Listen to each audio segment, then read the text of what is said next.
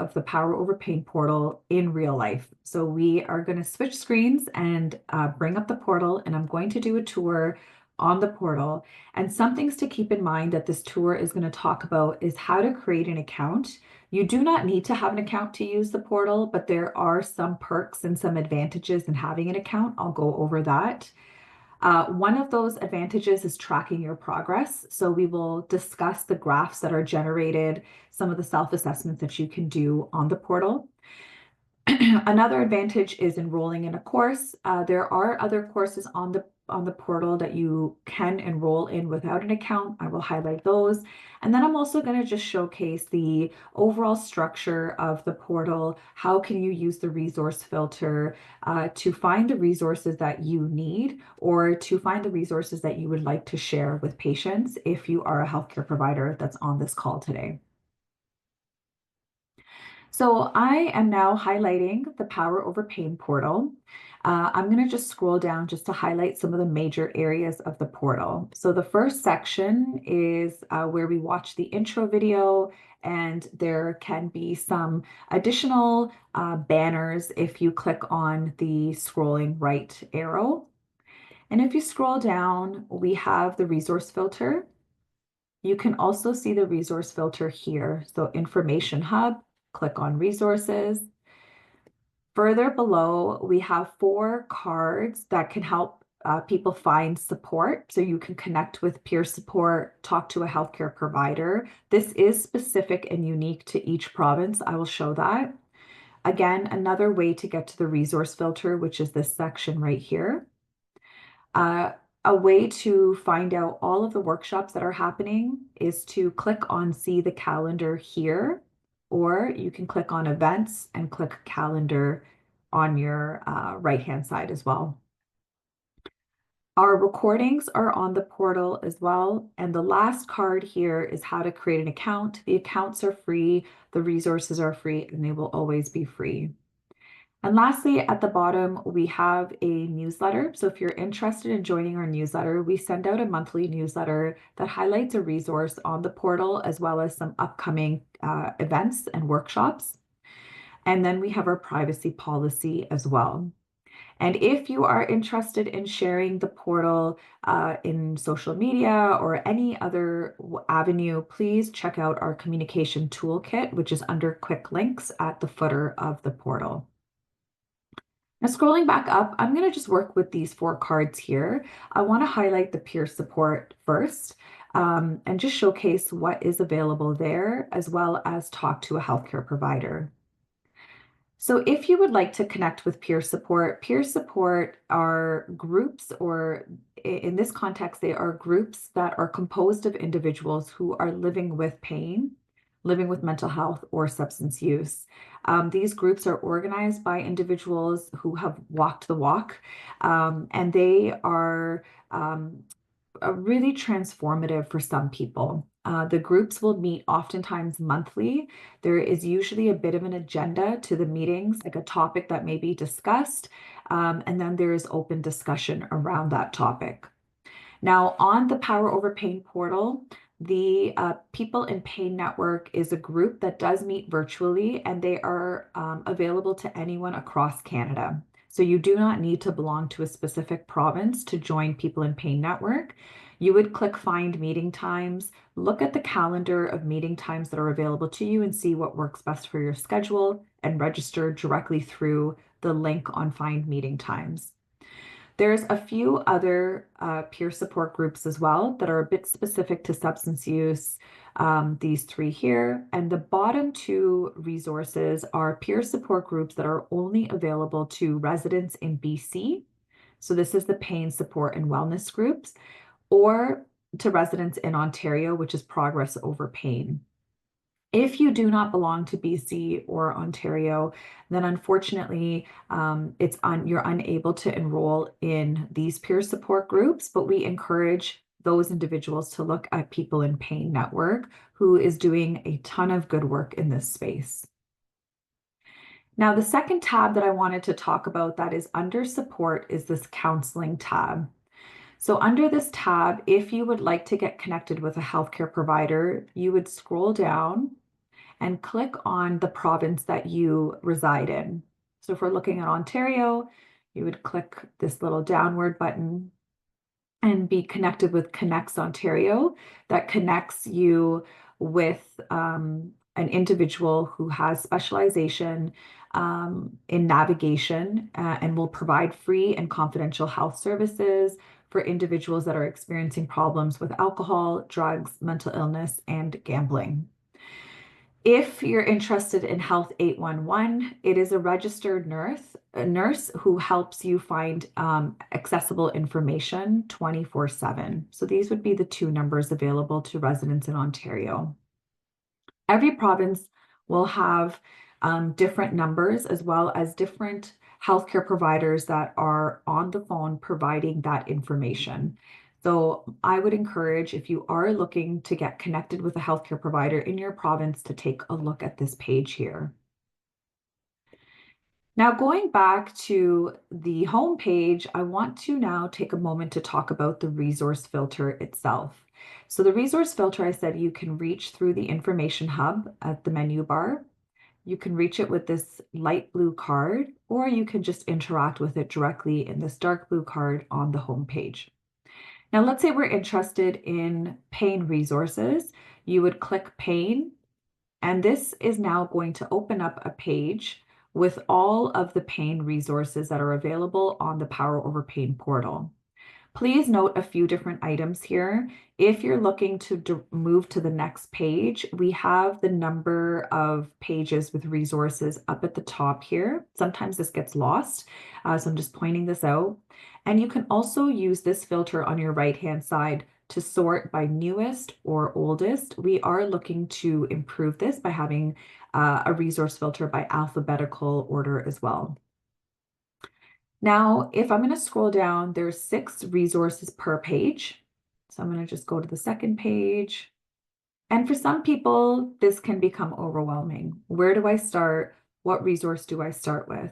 And so here we suggest that you look at your left-hand side. There are additional filters that you can interact with. One of those filters is this content type. If you know you are someone who learns best with videos, or you only have time to watch a video, or you like podcasts, or you like articles, you would just click on the individual content type, and then you are going to be left with all of the resources for pain. And let's do podcast here as an example. So now I'm left with all of the pain resources that are podcasts that are available across Canada. And if I'm interested in a resource, the most painful podcast is from the Chronic Pain Center of Excellence for Canadian Veterans. So this is a very specialized podcast for a specific group. You can learn more, and you will see this panel pop up on your right-hand side, gives you a bit of a summary about what this resource is, who is it developed by, and then you can click on Go to Resource right from this panel, or if you click Access Resource from the card itself, you will be met with the resource itself. And so here you can explore different episodes of this podcast. If you're interested in resources that are only available to you based on the province, you can also unclick this, and I'm just going to click Alberta. Whoops. There we go. And now I will be left with all of the pain resources that are available to residents that are living in Alberta. So this narrows it down a little bit further for people that like having a bit more of a tailored approach. So that is the resource filter in a nutshell. Now I'd like to highlight how to create an account. And to do that, I'm going to log out of my account just to showcase the ease of creating an account on the portal. I am now logged out of the account. I'm just going to flip this screen so you'll know how I'm logged in. I was logged in here before and you saw my account. I logged out and I no longer have that second row of information. So I'm going to do that one more time. Here you see dashboard, check-in results, my account. I'm logged in here, and here I am not. Now, to create an account, you can create an account from the menu page. You can also create an account from this light green or mint green box as well. Like I said, creating an account is free. It will always be free. It's fairly simple as well. There's two ways to create an account. The first way is to enter your email address, choose a password. These are the instructions for the password. And then you would click create new account. Or the other option is to sign in with a third-party provider such as Apple, Facebook, Google, and Microsoft. If you sign up with a third party, when you come back to the portal to sign in again, you have to sign in with the third party as well. And I'll show that in the next couple of minutes. Once you've entered your email address, should this be the way that you would like to create an account, once you enter an email address, you choose your password, you confirm your password, you are going to be sent an email to your inbox. This is what that email looks like. It's subject account details for power over, well, it's for your email that would be there. And then you are going to see a link that you have to click to activate your account. So your account is activated. Once it's activated, you are able to log in using the email and the password that you have set. So if I've already created an account, but I would click on this link here, it's then activated on the portal's backend. So please make sure that if you are using the email option, you have to check your email for that double opt-in. This is a Canadian law for any website that is asking for emails, that there is a double layer of authentication where the user has to go into their email to click that link. So you have to click the link. If you don't find the email, check your junk inbox because oftentimes it can make its way there as well. Now, let's say you've activated your email account, your account is set up, you're going to sign in. You would click sign in. You would either put your email address in, but if you used one of the third party, you would click one of these third party options. So I'm going to go ahead and just sign into my account. And now I would like to show you the advantages of having an account. Please note that 90% of the resources are available without an account. The goal for the portal was to ensure that account creation is not a barrier. Some people don't want to create an account, and that is okay. But there are some resources that are behind account creation, and that's just because of where the courses are housed. They have to be accessed with an account and a password. So now that I'm logged in, I'm going to go back to the resource filter. So I'm going to click on courses because this is one of the advantages of having an account. So you click on courses, and now I'm going to be met with a page that has courses on this page that have to do with paying. Some of these courses are available without a Power Over Pain portal account. And the way that you know this is when you get to that page, and it's on the second page here, there is going to be a note in the Learn More that says a Power Over Pain portal account is required to partake in this course. So this is one of the courses that's under account creation.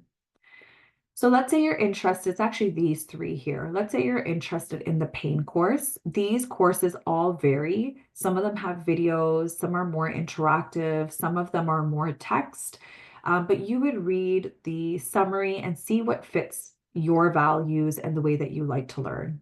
So let's say we're clicking on the pain course. You'd click Learn More, and you would go to Resource. This will open up a landing page for the course. Every time that you are coming back to this page, whether it's the first time or the second time, you will always click Take Me to the course, even if you're enrolled in the course. Here, I'm enrolled in 3 of the courses. So I'm going to go back to the pain course. For you, for the first time, you would be directly put into the course that you were clicking from the resource page. So I'm going to click Resume Course here. And essentially now I am in the course. And this course, which is the pain course, this is a course that's been around for a number of years and very well studied. This course is primarily text heavy. So the nice part about the course platform that we have is that it remembers where you left off. So if you look at your left-hand side, it highlights that I've already reviewed the introduction. And now I am on lesson 1. So here you would just scroll down, reviewing the course materials. So this is the way this course is set up. I could do complete and continue, and you see this blue check mark came here. Then there's this DIY exercises. There is a component of this to work on. This is interactive where I can type in, I learned, X, Y, and Z. So I can save the information in the course as well and come back to this. I can print it out, etc.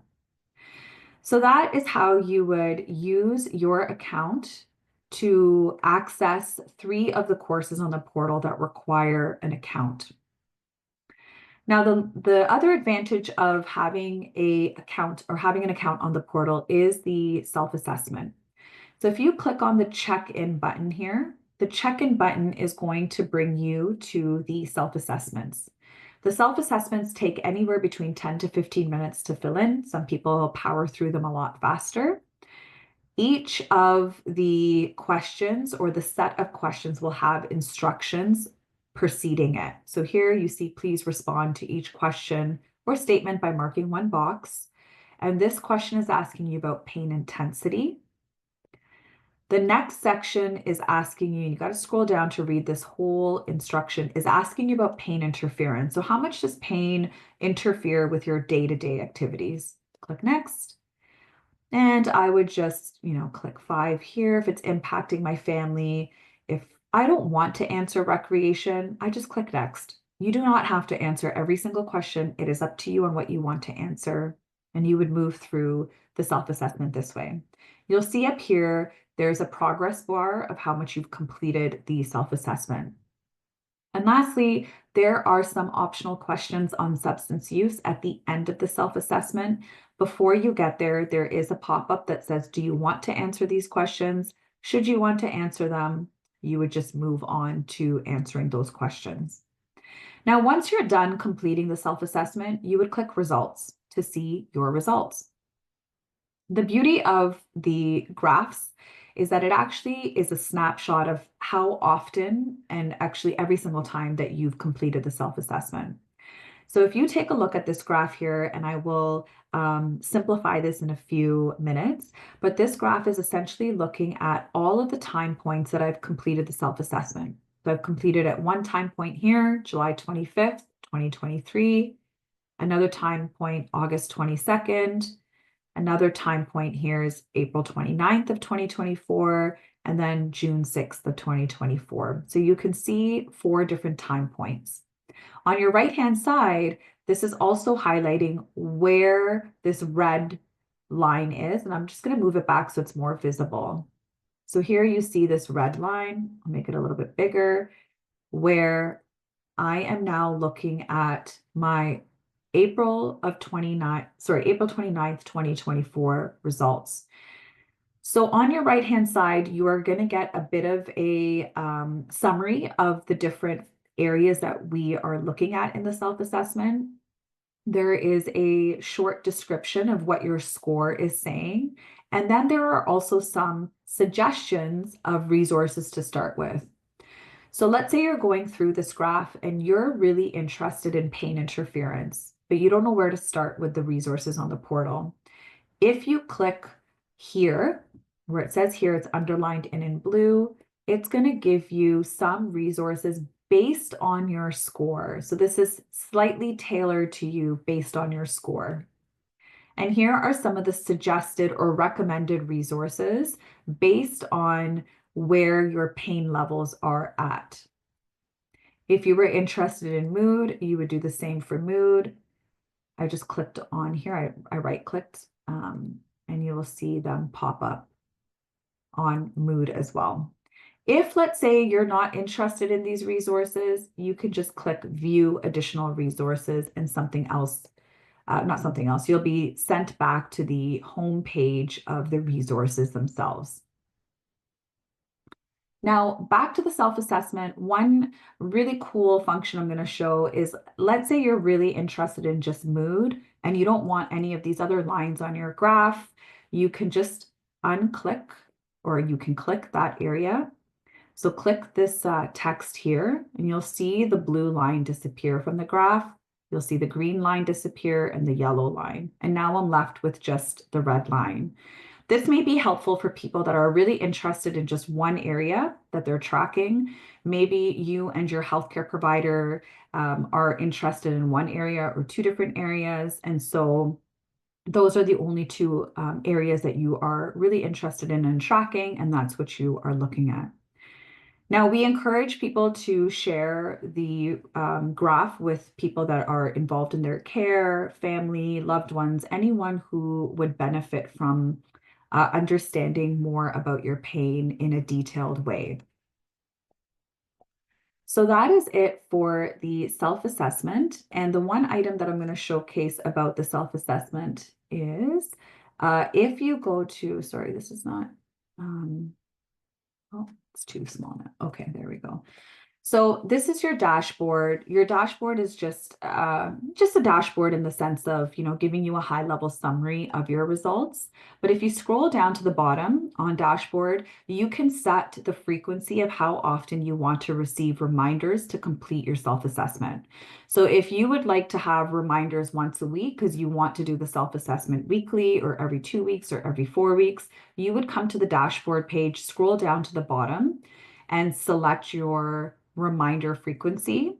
If you don't want to be reminded at all, you can click no as well, and that frequency option has disappeared now.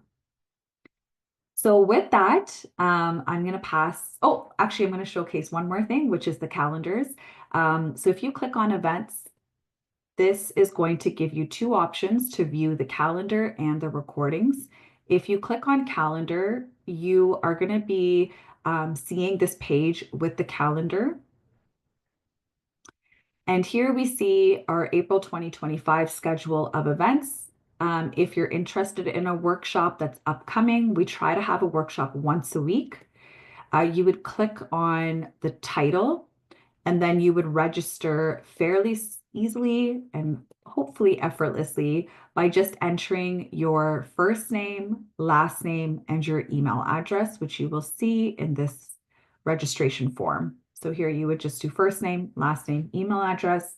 We do have some optional questions just asking about demographics. If you would like to fill them out, that would be great. Otherwise, they're not required. So that's for the calendar. And let's say you register for a workshop or you can't make the times for the workshop, then we encourage you to take a look at the recordings where you will find the recordings for past workshops that have been held on the portal. So these will load. It does take sometimes a few seconds for the videos to load, but just down here, we have all of the workshops that have been held on the portal. Usually we post them within about 4 days from the day of the workshop. So we had one yesterday. It'll be posted by the end of this week. And you would just click, usually it will pop up. It just takes a bit of time to load. But there is a video image here that you would just click and it opens up into the full video. There we go, right on time. The video that is pertaining to the workshop on your right-hand side. Now, with that being said, I'm going to pass off the mic to Lynn for closing remarks. I appreciate everyone joining our orientation session today. I will pop in our email. So should you have any questions after you've used the portal and you want a reminder, or you just want a quick one-on-one, we're happy to connect with you. So just send us a quick email. But Lynn, I'm passing the mic on to you. Thank you, Yod. What an amazing tour. Thank you. I really appreciate when you give this tour.